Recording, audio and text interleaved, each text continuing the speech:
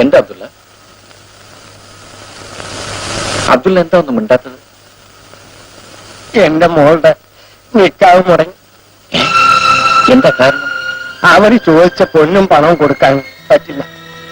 എന്റെ കയ്യിൽ എവിടുന്ന അത്രയും കാശ്?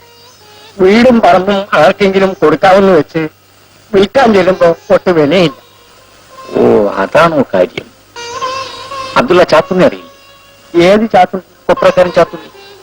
എനിക്ക് അയാളൊന്ന് കാണണം. വരാൻ പറയാം. അബ്ദുള്ള നാളെ വരില്ലേ?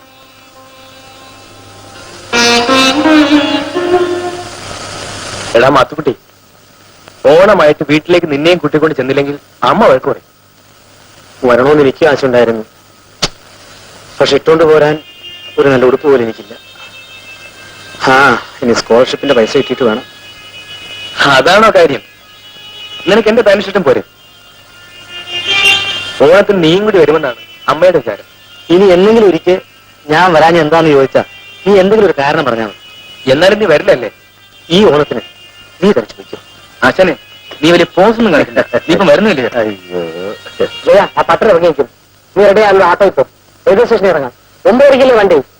ഒരു ഓസ് ട്രിപ്പാണല്ലോ, കളയണ്ട. പിന്നെ എന്തിനാ വാശി? നീ ചെല്ലേ. ചിലപ്പോ ഞാൻ എടുത്തോളാം.